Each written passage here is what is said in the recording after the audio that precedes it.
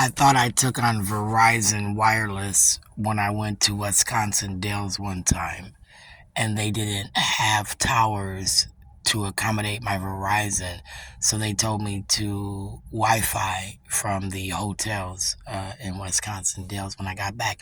So the following year, when me and the kids went to Wisconsin Dells, and we did, I Wi-Fi'd off the hotel internet. And then me and Verizon got into it about roaming. Um, Same thing for the data that we were arguing about. They were charging me for data and they were charging me for roaming in these 2 years. And as I was arguing with Verizon about these internet services that was supports under their Google mainframe or whatever the hell they had going on, it was just being put on the market. So I went from paying per minute with my ex. Me and my ex was together, and because I did the banking in the house and I paid the bills, he gave me money to pay his cell phone bill, which was per minute. So when my ex first got his cell phone, I dealt with per minutes, and then I dealt with roaming, and then I dealt with data. Now I'm dealing with storage. I believe that each phone that I have has a capacity for storage, and at some point Google began to charge me for storing my info. I thought that my name, because I have to show identification to get a cell phone contract, would tag on to any contract where they could track my use of Google. I thought that because Google has to have certain information from me in order to use Google, I have to give it to them, then they could track everything I did through Google. So I thought Google should have a mainframe of everything Sharon. And then I thought the storage should have all my information collected where they were storing it through Google.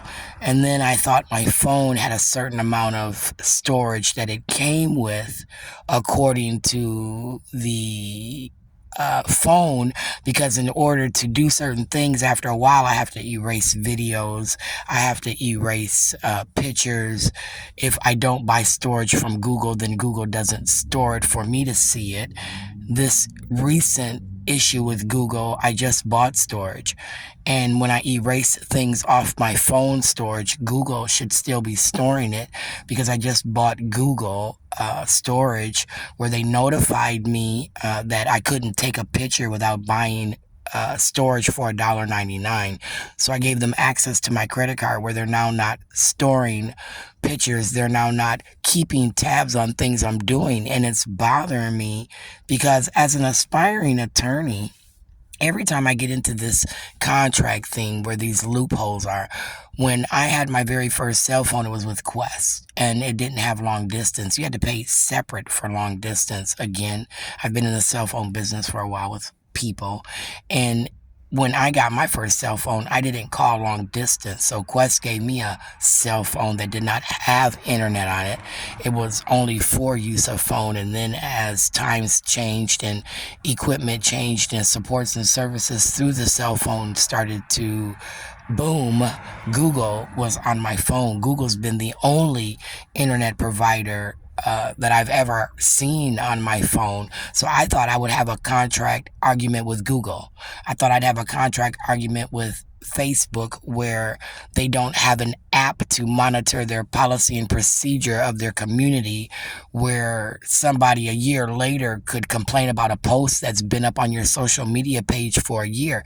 But this new person who's newly looked at it now has the right to complain when it's been there for a year, which meant that it went through Google policy. It went through Facebook policy where there wasn't an app to flag it for flagging community violations until some random person complained, which violated my rights to speak, freedom of speech, because you don't have to go on my page and look at what I'm saying. When my public page pops up and it's telling you Sharon has posted, you can scroll past. You do not have to go into the post. I have many ads and things that's on my phone, and I look at them and I keep going. I get posts from people that says this person just posted. Sometimes I go and look, sometimes I do not. The majority of the time I call it trolling in my head, and I don't troll pages. I don't. I figure if you want me to know something, you're going to tell me. I figure if I have to go look on your Facebook page to find out information, you're not necessarily being forthcoming and what is it, like an upstanding citizen, because you're implying lies, and I don't have to go through Facebook to research you.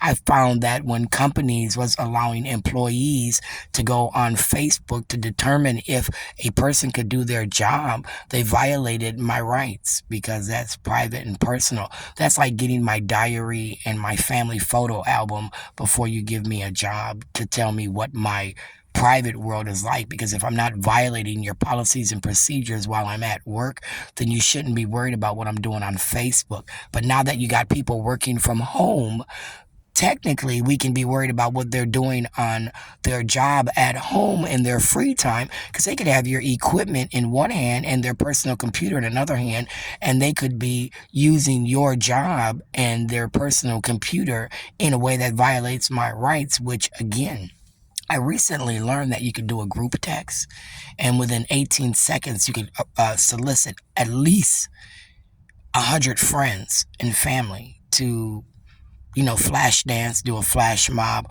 or even cause a riot. And that's a violation of my, Fourth Amendment to be safe and secure, which I would have to go after Google. I would have to go after Facebook.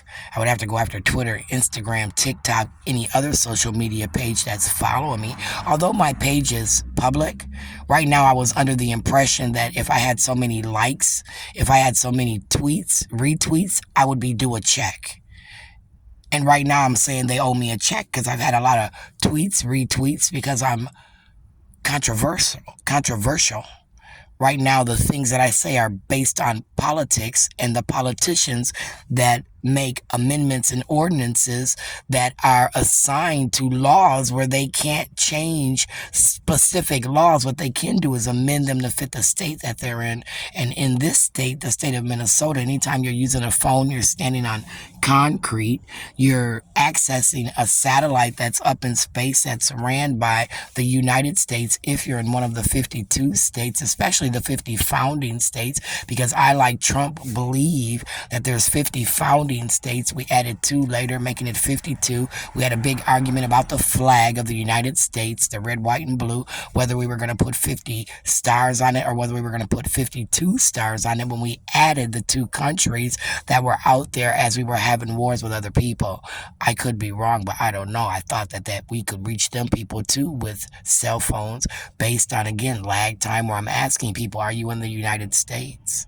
Because if you're not in the United States, I need a United States corporation where I can reach them, like, Google, Facebook, because they might be violating my rights, where I have rights to sue these people, and under a Human Rights Act, be protected when I'm complaining that they're violating laws where they're discriminating against me based on my color of skin, address, area code, disability, mental implied status or known status, as well as my conscious beliefs, where again, I have a right to be safe and secure in my name, address, and papers.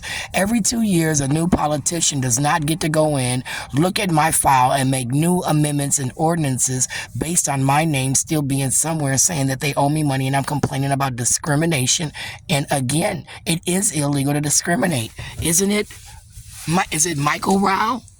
Is it illegal to discriminate, or is it okay under this here building to discriminate? I'm asking because, I thought judicial official Michael Rao said it's okay in the state of Minnesota to discriminate. And I said, is that because we're a sanctuary city?